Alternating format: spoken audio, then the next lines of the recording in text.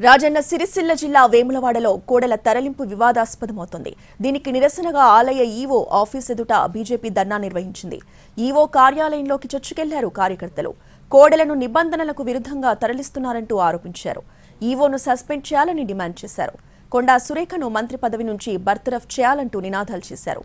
కోడెల తరలింపుపై విచారణ చేపట్టాలని ప్రభుత్వానికి విజ్ఞప్తి చేశారు.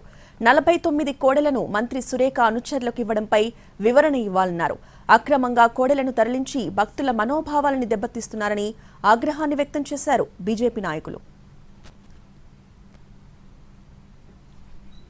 అయితే కోడెలను అక్రమంగా విక్రయించినట్లు వచ్చిన వార్తల్లో నిజం లేదన్నారు మంత్రి కొండా సురేఖ. గత ప్రభుత్వ హయాంలో కోడెల నిర్వహణ భారంగా మారిందన్నారు. చాలా కోడెలు మరణించిన విషయాన్ని గుర్తు చేశారామె. 6 నెలల క్రితం సిరిసిల్ల జిల్లా కలెక్టర్ చైర్మన్ గా, వేములవాడ ఆలయ ఈవో కన్వీనర్ గా పలువురు ఇతర సభ్యులతో కమిటీ ఏర్పాటు చేశారు. దీనికి సంబంధించిన మార్గదర్శకాలను రూపొందించినట్లు మంత్రి సురేఖ స్పష్టం చేశారు. ఈ మేరకు జీవో విడుదల చేసిన విషయాన్ని గుర్తు చేశారు.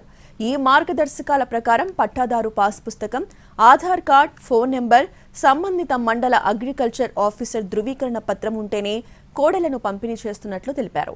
ధృవీకరణ పత్రాలు నిబంధనలకు అనుగుణంగా ఉంటేనే ఒక రైతుకి 2 కోడెల చొప్పున మాత్రమే ఇస్తున్నామన్నారు.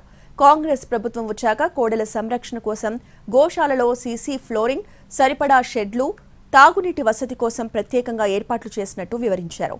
మూగజీవాలపై తమ ప్రభుత్వానికి ఉన్న శ్రద్ధ అలాంటిదన్నారు. ఎంతో నిబద్ధతతో గోశాలల నిర్వహణ, గోవుల సంరక్షణను చేపడుతున్నట్లు తెలిపారు.